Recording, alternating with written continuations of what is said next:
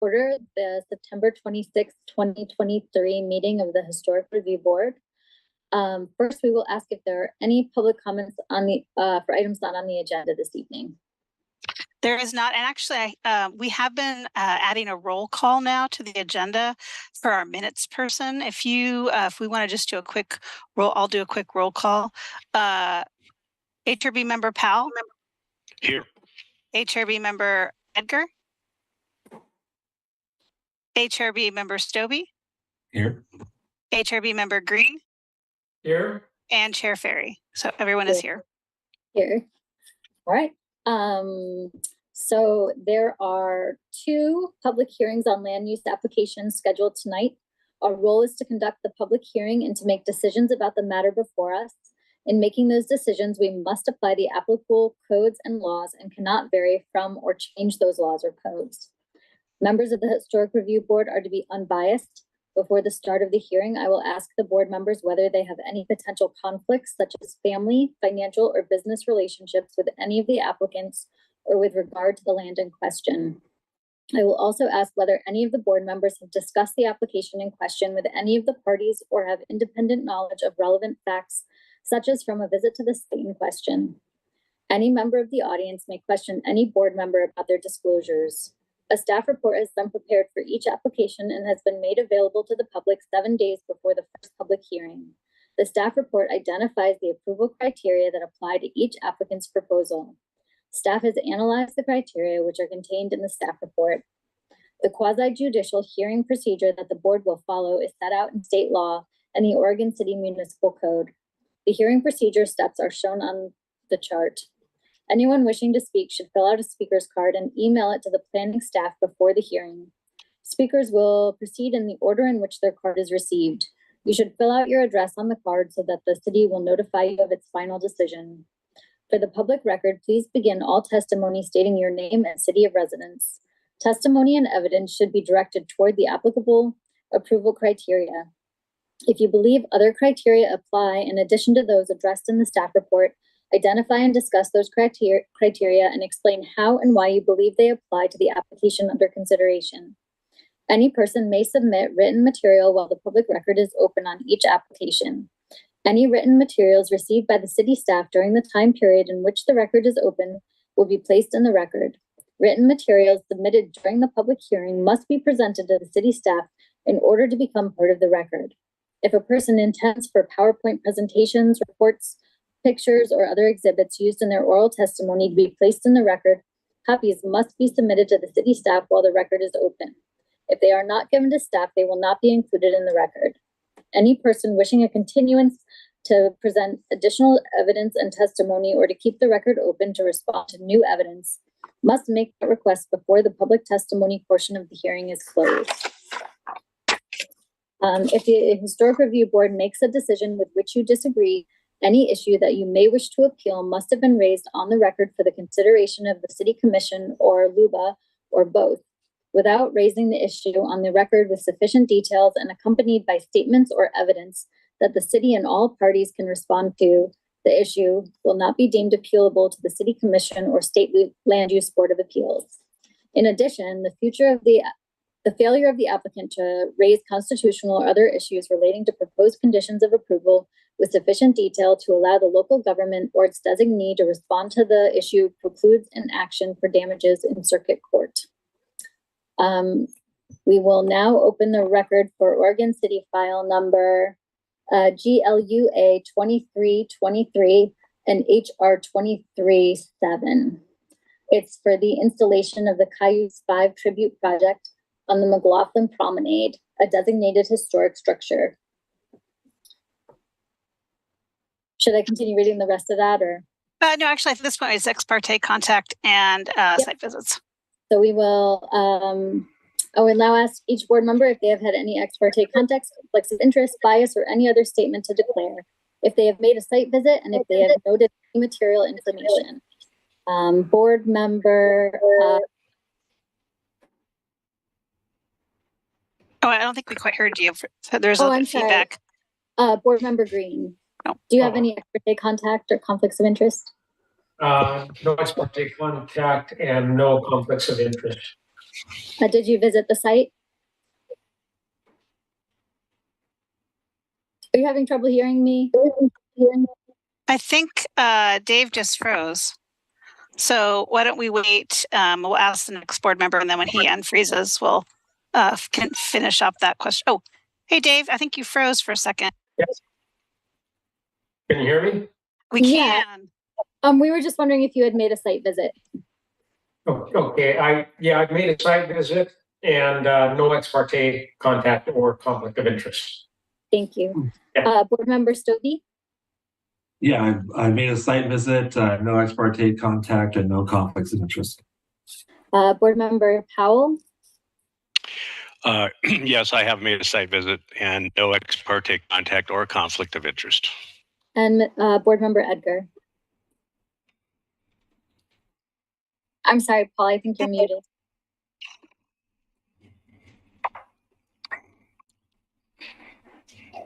I have no ex parte conflicts. I have visited the site. My wife has direct recollections from her great grandma about where that site was, where the hanging took place. So,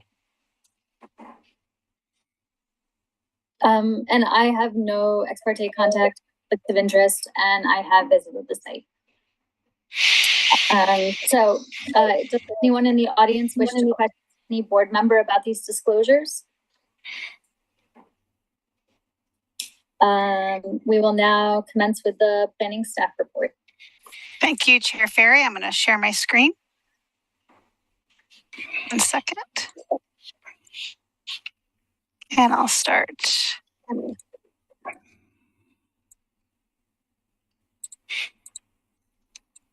Okay.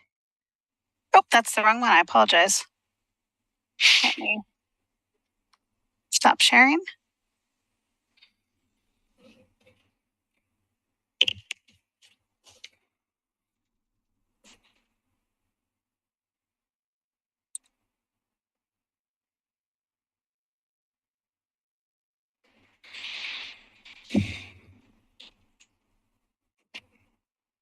Let's see.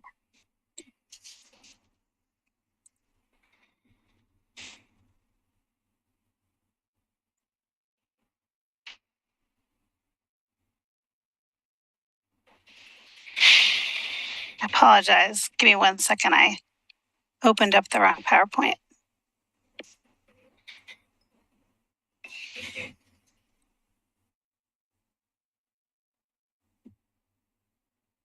And then let's try this again. Okay, and okay. All right. Thank you. All right, we are here again. This application was continued from the August meeting because the applicant had some additional information from an arborist and wanted to do some additional investigations to see if the design of the Cayuse 5 Tribute Memorial would need to be altered to address those concerns. And so the board heard an initial presentation and some discussion about the Secretary of Interior standards, and the application was continued. So in your packet, you'll see a revised design that's slightly reduced to address the arborist report. There was an additional comment by the arborist to work with city staff to reduce the size of the tribute to address the root, and also to reduce the amount of excavation in order to make sure that that stays away from the tree in question. So what you have in your packet and what's in the staff report is the revised site plan. But I want to really just quickly go over the staff summary. This is a lot of words on the PowerPoint, which I never like to do, but I want to make sure all these points are brought up in the presentation. I think the first piece, the Historic Review Board is here tonight because it is looking at a proposed project on the McLoughlin Promenade, which includes the structure, which is on the National Register. And that National Register nomination looks at the 1939 rock wall, grand staircase, and Singer Falls. So it's really structure related, not the whole park. So the National Register and the designated structure is really related to the WPA rock work. So with that in mind, staff looked at the proposal and really looked at, based on what's being proposed, which is a small gravel area, sign, and memorial plaque on a rock, basalt rock, that it really did not adversely affect the historic significance of the promenade. So the findings are that the proposed small tribute memorial located adjacent but not on the resource, utilizing natural materials that are clearly differentiated from the 1930s rock work, does not adversely affect the historic resource and should be as approved as condition. I'll talk about that condition a little later. But moreover, the area that makes up the McLoughlin Promenade has a history and cultural significance long before Dr. McLoughlin platted the promenade and the walls were built in the 1930s. This story, as well as many other stories, we have an obligation as a city to make sure we are honoring all those stories. And so this is a really fitting project for the city to be working with the Confederate Tribes of the Umatilla Indian Reservation on. Additionally, the applicant has indicated that being Public Works, that Oregon City and the Confederate Tribes of the Umatilla Indian Reservation will coordinate the archaeological review and ensure that on-site archaeologist is present during the ground disturbance to comply with all applicable state and federal regulations. And opportunity will be extended to Grand Ron to be on site during those ground disturbances. So this is a location of the tribute area. To the left, you'll see a general location. It's really kind of where 3rd Street intersects with the McLoughlin Promenade. Where the arrow shows on the photo is the general location to get yourself oriented as you walk up and down the promenade. Just to remind everybody, the McLoughlin Promenade is listed on the National Register of Historic Places and locally designated. And once again, that's the structures, the WPA rock work for the 1930s. In your staff report, you'll see the revised site plan that was really revised based on recommendations from the arborist. So the area is slightly smaller and there's less excavation, but it's generally the same approach. Same approach to the signage, both in the freestanding sign and along the basalt rock. As discussed in the August presentation, most of the design guidelines for new construction or alteration are really based on structures that are buildings. And so really as part of the staff report, I looked at the Secretary of Interior standards for rehabilitation, which takes a much broader view. And specifically 9 and 10 is what I spent most of the staff report looking at. New additions and alterations should not destroy any historic materials that characterize the property, and new work should be differentiated from old and shall be compatible with massing size and scale. So in this situation, it is located just off the sidewalk area of the promenade and is using natural materials on a small scale. And then new additions and adjacent or related new construction shall be undertaken in such a manner that if removed in the future, the essential form and integrity of the historic property and its environment will be unimpaired. And again, this is the case for the tribute project. If it was to be moved or replaced, would not, none of the work done today would affect the resource in the future. So I have one recommended condition of approval, and it really is saying that both the original proposal in August and this revised proposal do not adversely affect the historic promenade structure and should be approved as long as the final location, size, content generally meets what's been proposed. The tree that was really that Public Works has spent the time over the last 2 months really looking at is really more of a city commission policy on trees. Any one tree on the promenade is not contributing to the historic resource of that structure. So the retention of any individual tree is more of a city commission conversation than having an impact to the structure itself of the promenade. So the options this evening, the board can approve the proposal with conditions, which is staff's recommendation, approve the proposal with modified conditions and provide revised findings, deny the proposal and provide revised findings, or continue the hearing and request more information. And I'm going to unshare my slide. And I'm available for any questions the board may have. And this evening we have John Lewis with our Public Works Department. Dante Posada was unavailable this evening, so John is going to be doing his best to provide any background if the board has any questions. And we have both Tara Fowler-Furman and Bobby Connor from Confederate Tribes of Umatilla Indian Reservation, and David Harrelson, who is the THPO contact for the Confederate Tribes of the Grand Ronde. So I will pass it over to the board if they have any questions for staff before I hand it to the applicant.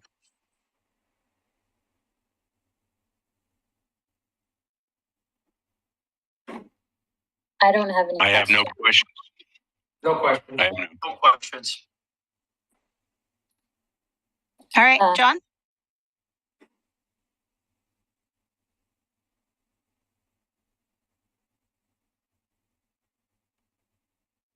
Which John? I see. Oh, John Lewis, you as the applicant.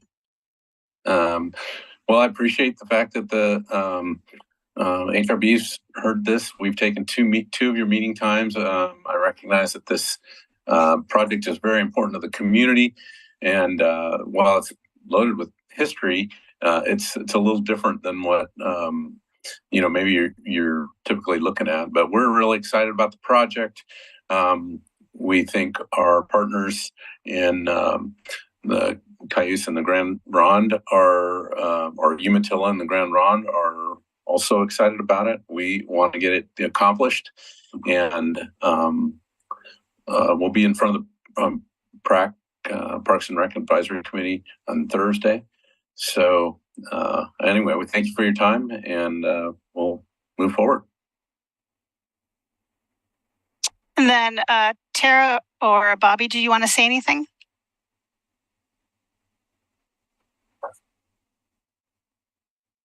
Hello. I just want to say thank you for the staff's investment and time and planning for this. I want to thank the HRB for the consideration of this proposal and staff recommendation. And just a footnote that today my colleague Tara Fowler-Furman and I participated in the burial of the man who drove this project. A man who was named after one of the 5 men. Thank you.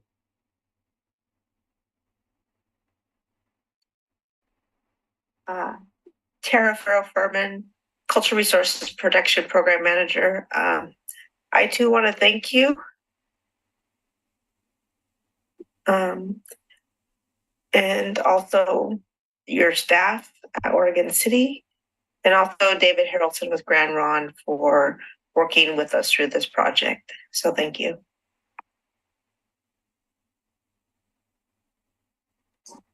Thank you so much.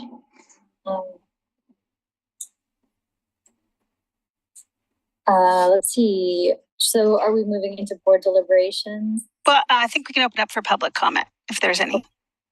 Is there any public comment?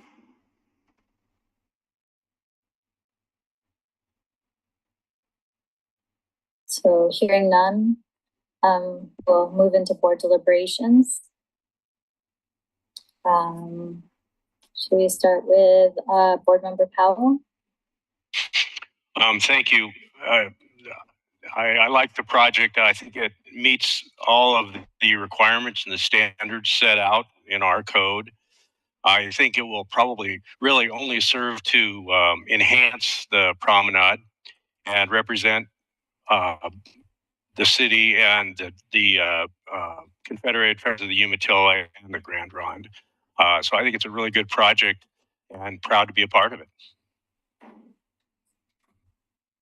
Board Member Stobie?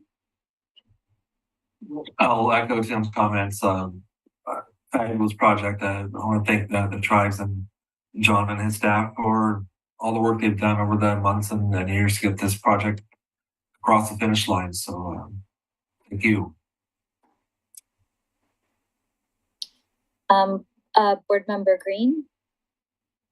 I concur with the comments from the other board members. I think it's very appropriately designed, and a few questions that I had were kind of answered with the revised submittal and more detail and so forth. I guess just one small point that came to my mind, and that is the footings for the signpost. There's not as much detail regarding that as the overall site plan and so forth. The concrete footings, in my mind, the square footings that protrude a foot above the grade should be chamfered on all the corners, just for not only for safety, but just to minimize chipping and spalling on the corners, to keep them looking nice. And the other point would be they show the sign mounted the base plate type installation, and usually that would be elevated, you know, 1/2 to 3/4 of an inch to allow for adjustment and grouting and so forth like that. So I guess it's maybe a little point of appearance. I don't know if any of the board members have any feelings about that. If it was cast in place, it would be, in my mind, a little bit more less industrial looking, but that's kind of a minor point. And looking at those footings, and this is what's below grade, of course, is not part of our purview, but they appear rather meager, the below grade portion for that sign. And I'm guessing that, you know, shop drawings and further detail before they actually were constructed would be part of it, but it would be a shame, you know, if they started to lean or wiggle, you know, on a few years, if the footings are a little too meager, but that, like I say, is out of our purview. It's just an observation. But the cosmetic thing would be just, you know, I think that those piers should be chamfered on the corners. And then, you know, I guess a question, if the base plate installation for the post, if anybody has any problem with that, the visual aspect of that. So that's all I got. Thank you. Board Member Edgar. I concur with everyone, and thank you, Dave, for your comments there. Those were appropriate, and thank everyone for advancing this.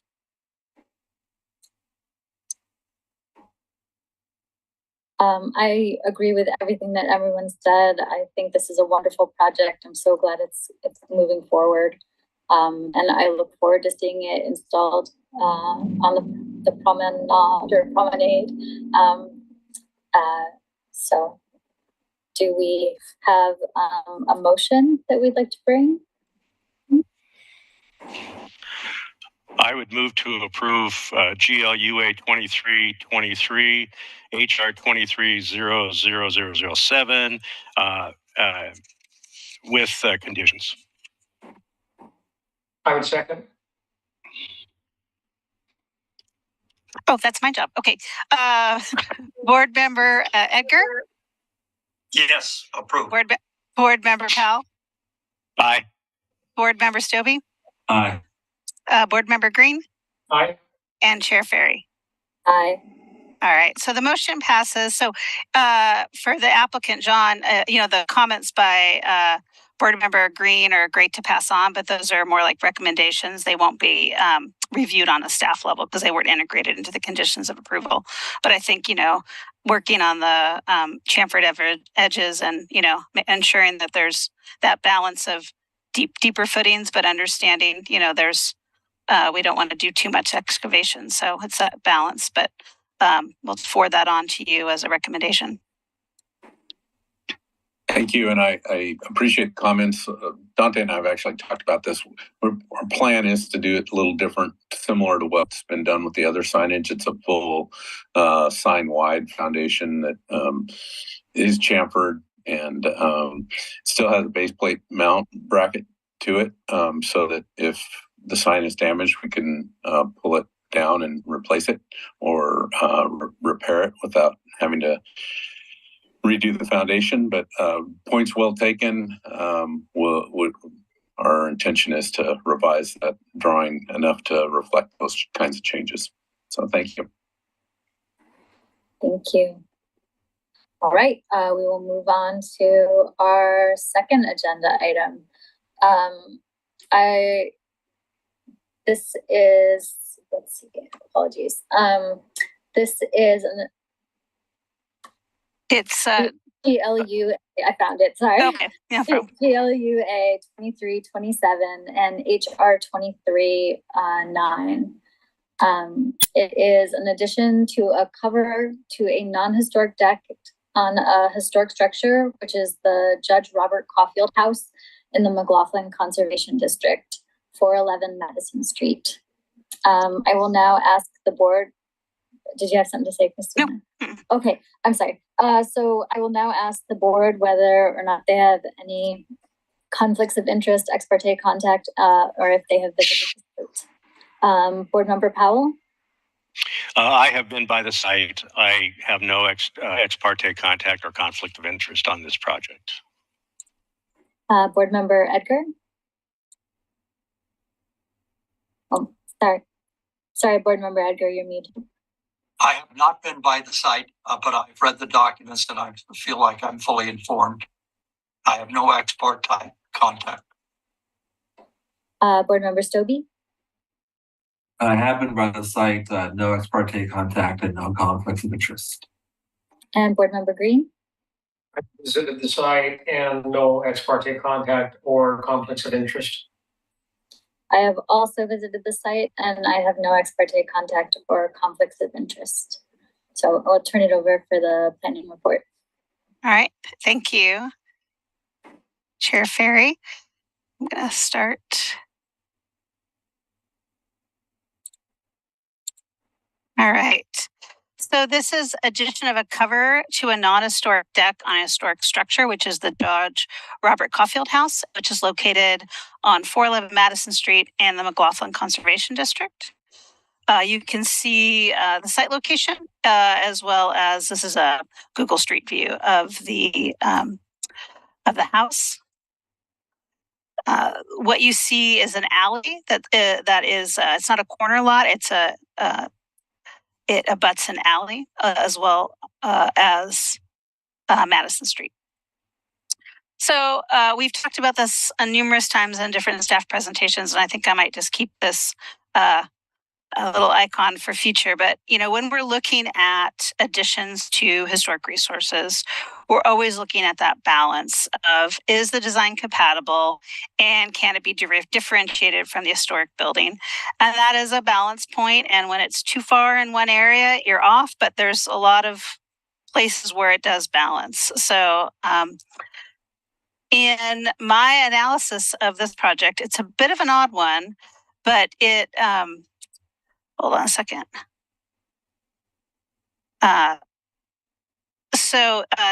Let's see.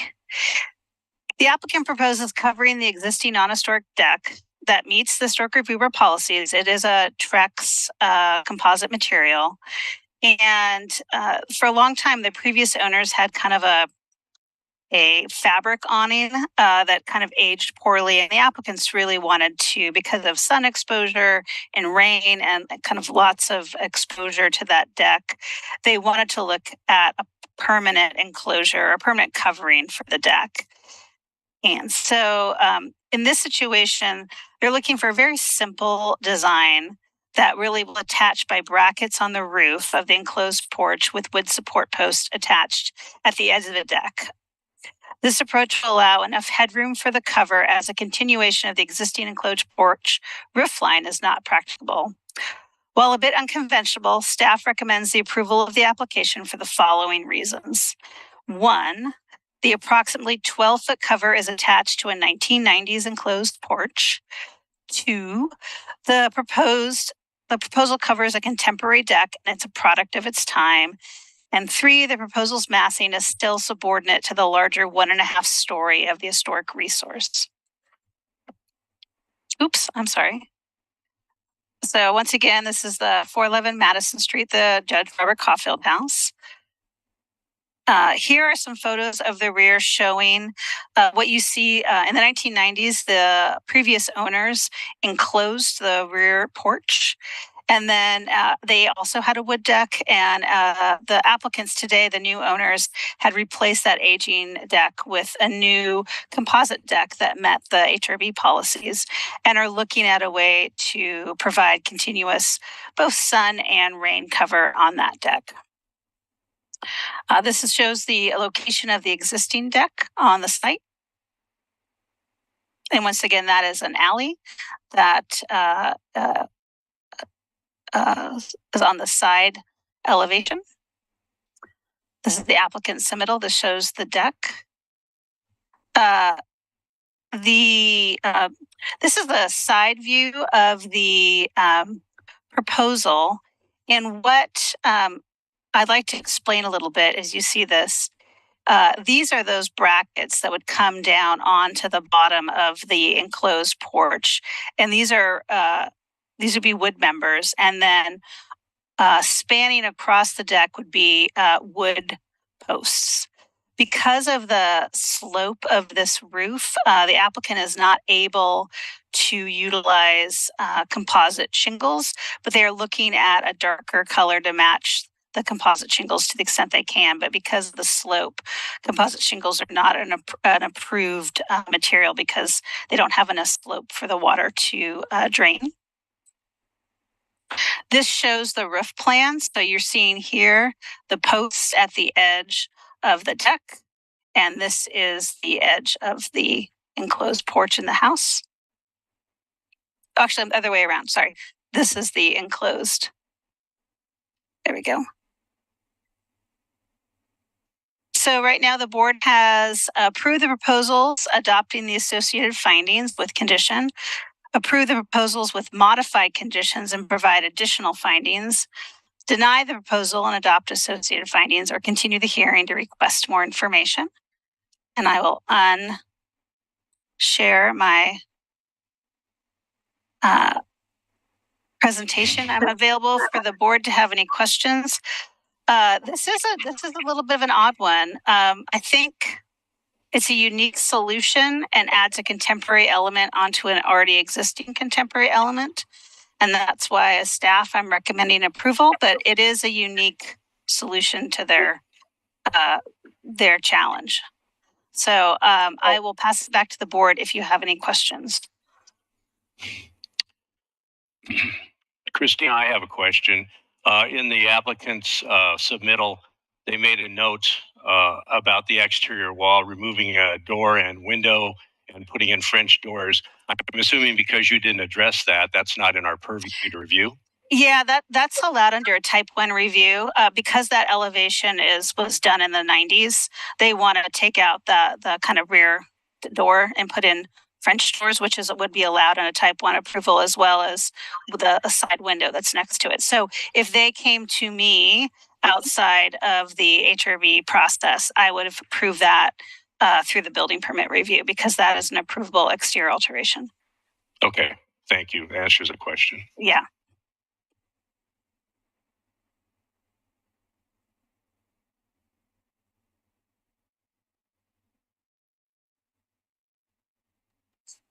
I don't have any questions. No questions for me. So we will then move on to the applicant testimony. So just as a reminder, an applicant will speak first. They have up to 15 minutes to describe their application. There are 5 minutes for representatives of recognized neighborhood associations, government agencies, and other incorporated public interest organizations, 3 minutes for individuals, and 5 minutes for an applicant's rebuttal. I'd like to invite the applicant to speak. If you could state your name and place of residence.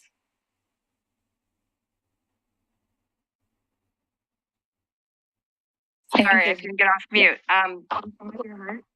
411 Madison Street. My partner is also on the line, Michelle Galloway.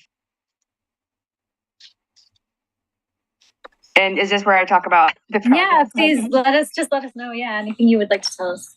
Sorry about that. Well, I first want to thank Christina for all her help. I was a bit overwhelmed with the process, and she really made it easy and even came out to the property to kind of go over things with me. So thank you, Christina. I really appreciate it. And thank you to the board for your time. So yeah, as Christina explained, we put in a new deck about 2 years ago, and we're just looking to add a cover. That's kind of the main entrance we use in and out of the house, which is a little inconvenient, when it rains the majority of the year. So having that cover will allow us to kind of protect ourselves from the elements and, during the rainy season, and then the sun during the summer. So we had really worked hard.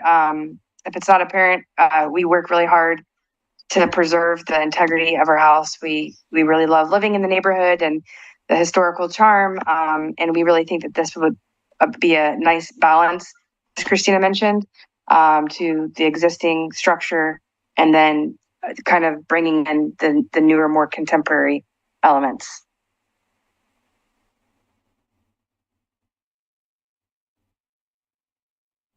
Thank you. Do any board members have any questions for the applicant?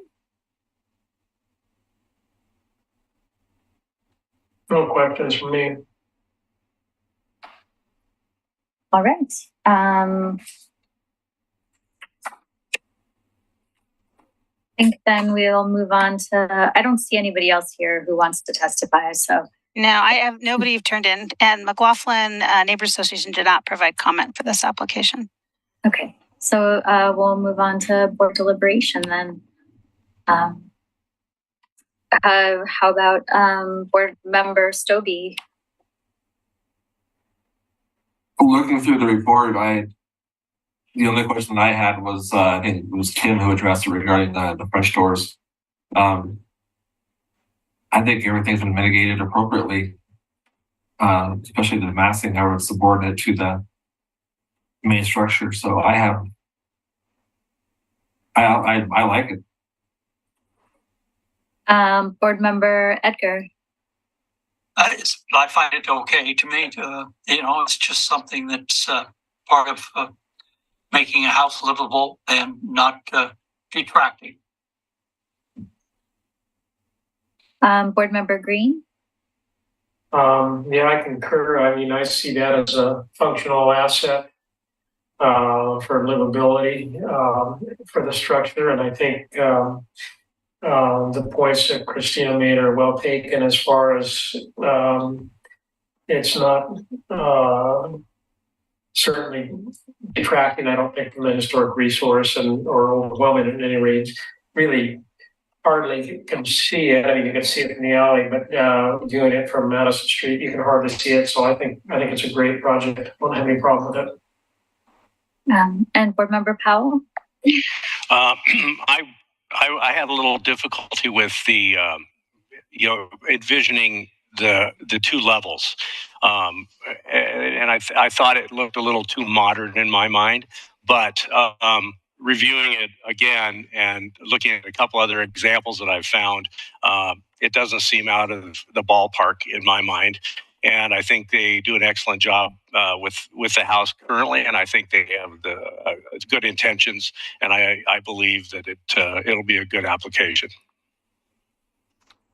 Thank you. I agree with everything that's said. I think it's a utilitarian cover, and it's actually kind of a nice design, even if it's a little bit more modern than what would be on the house originally. And that I think it looks like a really nice, well thought out project. So it sounds like we might all be in agreement. Does anybody have the number before them? My computer's. Oh. Because we could make a motion, I think, if we're all in Sure. I've got the number.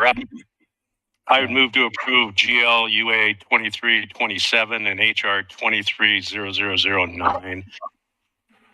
I'll second that. All right, so it's as conditioned. Just want to verify. As conditioned, yes. Correct. All right. Board Member Edgar. Yes. Board Member Stobie. Aye. Board Member Green. Aye. Board Member Powell. Aye. And Chair Ferry. Aye. All right, motion passes. And Shauna and Michelle, I know you are in the building permit process, so I'll just make sure that the conditions of approval, we just need to make sure they're documented on the plan so you can just continue working with building. Okay. Thank you so much, everybody. All right.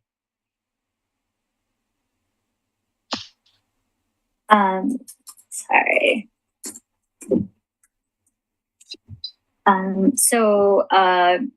We have so we'll close the public hearing portion of the meeting. And we have on our agenda our 2023-2025 Biennium work plan, which I think needs approval. It does. Would the board like me to share the screen and kind of go through the different action items before we moving forward? Would that help?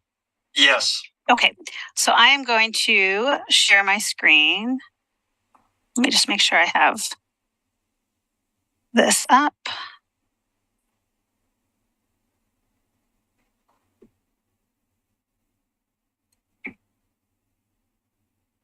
Okay. So in front of you, which is a PDF attached to the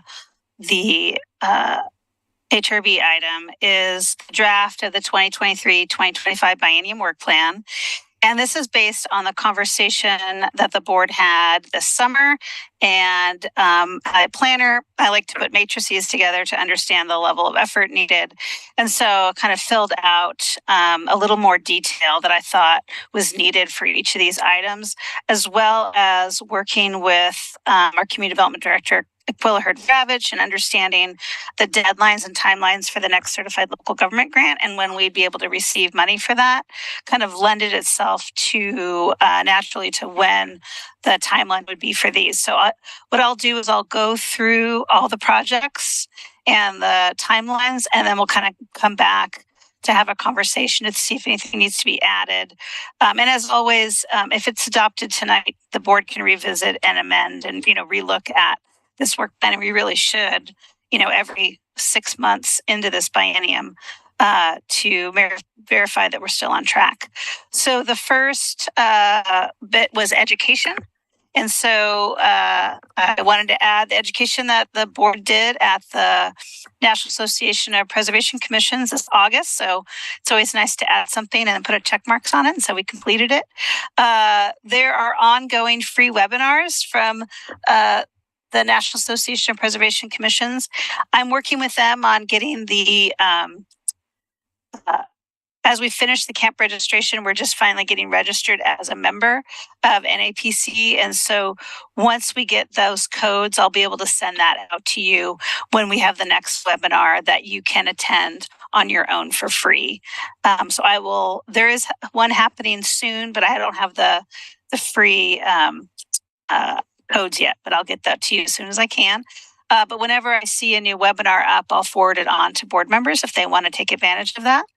And then yearly, Carrie Richter, our deputy city attorney, does her preservation and public hearings basics, and that'll happen again in January of this year, 2025. Let's see. The next item that the board discussed was to revisit the compatible change project, which was looking at the definition of new construction. That was a project started by Kelly Reed, the previous preservation planner, but because of workload needed to be put on hold. And really at this point, I think we will need to wait until we can have some consultant help because it's a little bit of an unwieldy process. And I think we really would benefit from some preservation consulting guidance.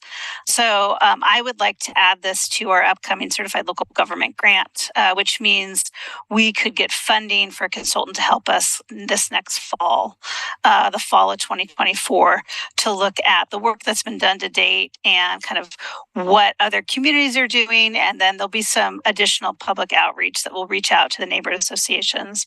And if the Historic Review Board wants to make code revisions to Chapter 1740, we would go through a legislative process. That would be the end product of that. The next project is improving the Historic Review Board process. So there was a discussion about Windows work session to potentially draft standard conditions of approval with additional details. So when new construction occurred, we'd have some really good detailed conditions of approval that spell out exactly what is expected of applicants when they are installing either historic windows in the historic process, or I think more importantly for new construction, when they're doing new fiberglass windows, what we expect of the quality of the fiberglass window, the depth, design, all those things. That also really would benefit from a consultant help, and that could be added to the certified local government grant that's coming up this next year, which we could receive funding for as soon as fall 2024. The next is improving the Historic Review Board approval process standard, which would be coordinating with applicants and other departments to ensure compliance with conditions of approval. So this is something we've already been talking in-house about how to add additional communication areas and also ensure that the conditions of approval and red line specs are documented in either the building permit or as a cover sheet with the building permit. And that's kind of an ongoing process. And I can provide the board updates. And if the board wishes, I think we have an opportunity for a work session either in this October, next month, if we don't have any hearings, or in January. The next item is, again, improving the Historic Review Board process. And this is revisiting Policy 12 solar panels based on our conversation at the camp. The camp workshop this August, and over the last couple Historic Review Board applications on solar. We learned a lot about what the city of Denver did, and they did a lot of research on what other cities are doing. So I have a tentative time for November for a work session to go over kind of all the things we know and what we're hearing from other communities and what's been done in other communities. And then really looking at a public outreach opportunity to historic property owners and the neighborhood association to see if there is a goal to revise those solar standards. If the HRB, the board wants to revise HRB Policy 12 through after the outreach and public workshops, then probably make that presentation to the city commission, and then at some point come back and adopt the revised HRB policies at a public hearing. Let's see what's next. We have general public outreach, which is our homeowner education materials. We do send that out to all new historic homeowners. We do get that every 3 months from the tax assessor. When any historic property ownership changes, we get alerted. Ideally, we'd love to get that when we find out when that sales occur. So we're still trying to figure out how to get it closer, but we do have at least within the first 3 months. So we do send out a big homeowner education packet. And in general, we have our public outreach to the public about Preservation Month and the Ruth Powers Award, and that happens yearly. So that's what I have for the work plan based on your conversation. And that really means this next year, next winter and spring, I'll be working on solar panel policies, continuing that conversation about ensuring better communication between applicants and staff post approval, and then working on applying for grants to look at additional consultant support for the Compatible Change Project, and writing better conditions of approval for window installation. So really seeing that as kind of calendar year 2024, 2025. Does the board have any comments, questions, revisions with this proposed outline? I have some concerns in the area of how to provide greater information out to the public about issues. I see things happening in Kenema, as an example, that I know are in violation of our codes. And fences, windows that have been replaced. And somehow it becomes very dicey to go in and try to say, okay, you know what you're doing. And no one seems to be providing any checks and balances over some of the actions that are obviously happening and people can see. And I just think that we need to be more direct in education and more information being given out to the public, particularly with new when house sales occur on historic properties.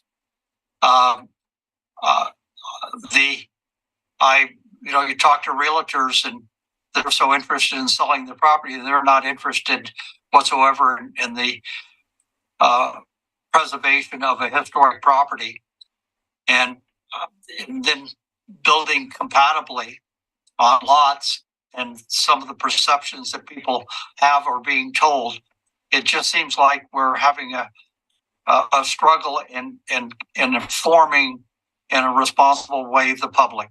And I think we need to ramp up our documentation or things we give out. We need to ramp up how we disseminate information, and we need just to be revisit a lot of this in a manner that is more responsible, because right now people just are doing things that they shouldn't be doing, and they don't seem to know that they're wrong. This concerns me. I will say, Paul, that we at the last meeting we had a long conversation about this.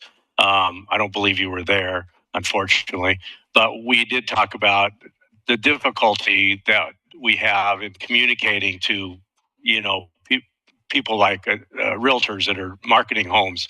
Almost impossible to do it. But I think to your point about educating, that's what a lot of came out of this. We're going to be looking at coordinating with other departments to make sure that, if there are, if a design is set to be a certain way, that it is followed through all the way through and it gets done, and then we make sure it's done right. So a lot of that we did talk about. The other thing that I think your point is in education is, perhaps we have them. I don't know when that the news magazine goes out. Perhaps we could get a place there and talk about. I know we do have in the past, but maybe there we talk about some of the concerns, or what we see, or what you can and can't do, without being too hard. We want to make sure that people understand it's a historic district in both Kenema and McLoughlin, and there's a reason for it. But that might be another method of doing it that's already being done that won't cost anything additional. Mm-hmm. We can definitely add trail news. We have the deadlines for each season, and then there's always the e-trail news. If you haven't signed up, please sign up to be on the monthly e-trail news. Those are easy. It could also, there's something about things being from the Historic Review Board, or, face to the names. We don't have a picture of everybody.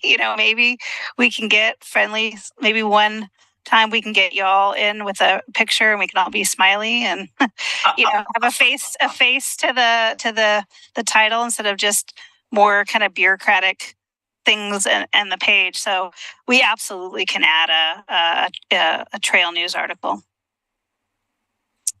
And I can add that to a bullet point to that. I think that's a great suggestion, honestly, to have it more or less before the general public in a manner that's not off-putting. You know, we can understand when people make modifications or do upgrades to their home. They may be completely ignorant of if there needs to be an approval or whatever. And let's face it, human nature, they may not necessarily want to know. But if they flip through the trail news and there's a well done little piece about it that hopefully would come across as helpful, at least put them on notice. I think that's a great notion, a great idea. I could definitely add that. I think we're just missed the winter trail news, but we can keep an eye on for the spring trail news, and I'll give us some chance to put some good copy together. And I would love help from the board members too, so I can work on that in the next month or two. Sure. I think the other thing that Paul mentioned before the meeting started was looking at getting back to in-person meetings. Is that something the board wants or is ready to do? I'm fine with it. I think it's good to be there. It's just a matter of, I thought it was a matter of location and also staff time. So, I mean, that's really, I guess, up to you guys to whether you can manage that. But I think it's important that we be as a group, and I think it's important for people to come in and do the presentations, and it offers some level of professionalism, I think. I agree. It's much easier for me to not be in the house with my way easier to be in person. So I think I definitely think that in-person meetings are making it more accessible for public participation, which I think would be great. I think one of the concerns, and I haven't personally confronted as far as being involved in an in-person meeting, but the acoustics of the room there in the new facility have been a problem, and I know that's been discussed, and it's problematic to me because I do have hearing loss, and I've got the best hearing aids they can seem to create for me. But even at that, when you have excessive reverberation, which seems to be the case in that room, your speech comprehension is compromised. So I'm just personally a little bit leery that if we discover that there's problems communicating, and I know that was part of the discussion about maybe a different venue that has better acoustics or whatever. So that's been discussed, but I think conceptually that the in-person meetings would be much better service to the public, honestly, because I think they would be more inclined to participate in the in-person meetings. A suggestion, could we examine using the old City Hall building chambers? They've had good acoustics, and we had the meeting there, or the training classes there. I'm deferring to Aquila on this one. Yeah, I can look into that. I can check. I thought there was a decision at one point to have advisory committees only meet in the city hall chambers, and all of the decision-making bodies were to meet in Libkey. And I don't remember the reasoning for that, so I can circle back and see if that's an option to meet in the city hall chambers. And then we can always just try it. And if acoustics, if we can't meet there and acoustics in Libkey are still a problem, or if we meet in City Hall and the acoustics there are a problem, we can just keep trying it out and see what works. Great.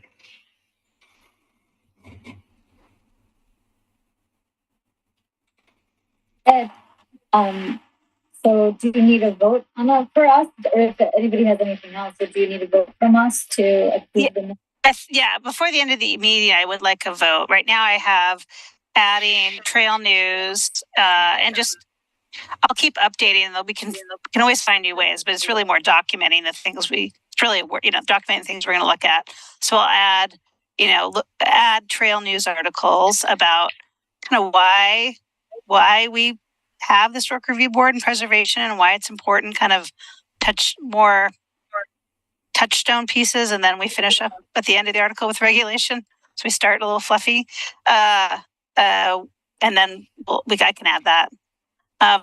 Is the board okay with the approach of working on solar panels and the kind of staff applicant coordination in this winter, spring, and then working on compatible change and window conditions approval next year?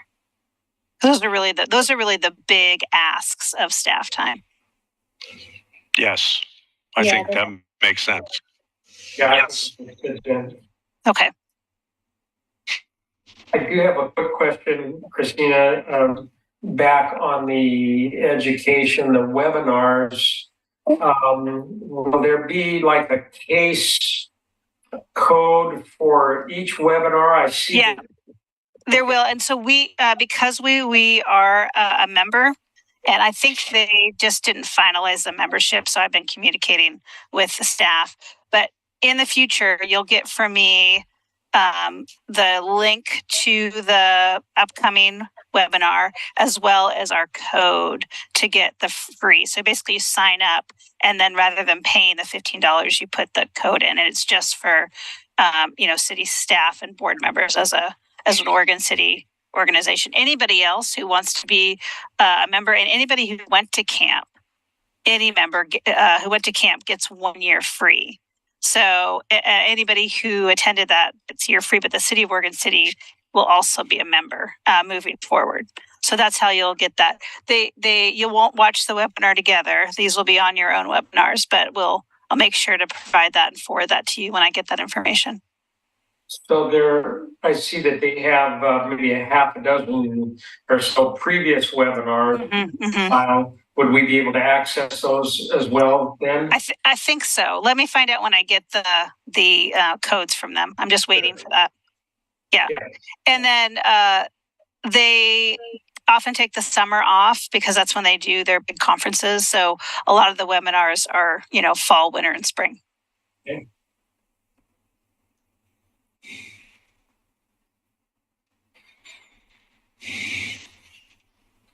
I think it's a great layout, really, of goals. I think it's be super helpful on fine tuning and improving what we can do for the public. Great.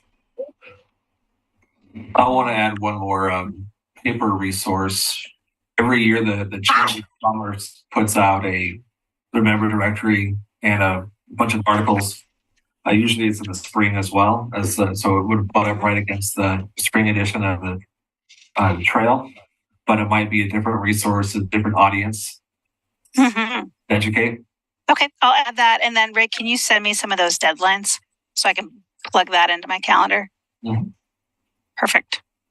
And the city is a member of the Chamber of Commerce, so if planning ever wants to host on like 8:30, we can always host a Good Morning Oregon City. So if Paul, Dave, Tim, Serena, if you all want to get up with me early one morning and host a GMOC, we can do it. It's a good idea. Yeah. We have our community room. We could do it. Sounds great.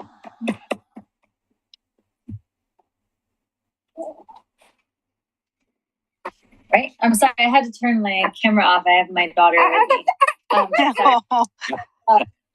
But I think we just need a motion from somebody. That's good. Okay. Is this a motion just to accept the proposal? Yeah, it's just to adopt the Okay. 2025 work plan. I would move to adopt the 2023-2025 Biennium work plan with the changes we discussed. Sounds great. Second? I'll second it. All right. Board Member Edgar? Yes. Board Member Stobie? Aye. Board Member Green? Aye. Board Member Powell? Aye. And Chair Ferry? Aye. All right, I'll get that revised, and I think I can actually add it to the HRB page. See if I can, with our new website. I'm still working around to see what I have access to, but I'll see if I can post it, and then it'll be up for everybody. Yeah, I was going to ask you about that new website. I had some difficulty today getting into the HRB to begin with, and then once I was in, trying to find any of the old accesses, it's really difficult. I hope we can find a way to make that easier, because I knew what I was looking for and I couldn't find it. Yeah, let me know. But there's definitely some broken links we're fixing by hand. If there's a navigation or something that kind of loops you around or you can't find, just send it to me and I can forward it on to our IT and communication folks. So feel free to use me as the conduit if you see anything that is complicated or didn't transfer over as well as we thought. So we're kind of running back and making some changes. And our old website basically we had a freeze date, and then everything after that date wasn't updated on this new. So we're also having to go back, and if we made changes kind of in the summer, we have to hand change it. So we're all kind of doing that reconnaissance this fall. Like you need more work to do. Okay, thank you. So I think the last thing is approval of minutes. Computer. Let's see. So yeah, the meeting minutes, the historic review board minutes approval. It looks like we're back approving it. Did anybody notice anything in the minutes that they didn't want to approve, or? I didn't see any problem. I'll make a motion to approve the minutes as a package. I'll second. Second. Board Member Powell. Aye. Board Member Egger. Aye. Board Member Stobie. Aye. Board Member Green. Aye. Chair Ferry. Aye. Motion carries. And then I think we're just moving on to communications, if there are any. I have a small communications. Well, this might be at a future meeting, but the city is embarking with ODOT on a process to design the McLoughlin Boulevard Phase 3. We've been working on Phase 1 and 2 since 2005. And the last bit, of course, is the most complicated bit. It's basically from 10th Street around the curve to the tunnel. So it's basically the railroad tunnel around the curve to 10th Street. And that includes the viaducts, which is a 1930s and 40s structure. In the original 2005 McLoughlin Boulevard Enhancement Plan, ODOT was envisioning that those would be replaced. And so we could have designed a nice broad walkway with bikes and peds. And now that's not on their replacement schedule. So we are kind of scratching our heads and doing a design alternative analysis to see, can we have a separate structure that's parallel to the viaducts? How does it go around the arch bridge so it doesn't adversely affect the historic arch bridge? Does it dip down below? Does it go, all these things? And then as part of that analysis, we'll have a conceptual design for both sides of the street, as well as a general approach to where this path will be on the riverside. And then with that adoption, we would then move to more grants to do refined design. So we'll be open houses. There's a website on the planning page. If you go onto the planning page, you will be able to say the McLoughlin Boulevard Enhancement Plan, Phase 3. We're kind of running and doing a presentation to a lot of different boards. But this right now, I think we're just giving the Historic Review Board a heads up. And I can provide you updates over the next year as the the project continues, but I wanted to let you know that we are just starting that process. I think we need to be cognizant of what's happening with Grand Ron and projected pedestrian access coming from, let's say, Main Street or wherever into the Grand Ron redevelopment. And in a transportation world, the crosswalk light could dramatically disrupt the flow of traffic on Highway 99E, McLoughlin Boulevard.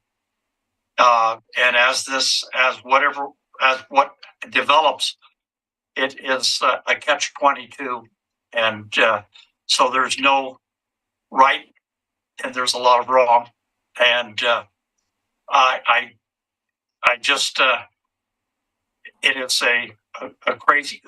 That part is just crazy. I, as somebody that's looked at it many times and said, "Well, what should we do?" and I shake my head and say it's above my pay grade. Yeah. So, I mean, this is a city project. We're working to design a solution, but it's an ODOT facility. So what I had a slide to the Planning Commission on Monday, which is the final design is what's technically feasible and has community support. So it's that magic 2 combination. And we'll spend the next year trying to dream big, but also work on all the technical details.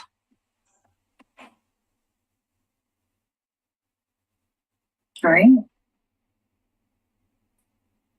Does anybody have anything else? That sounds really cool. I'm interested in seeing what happens.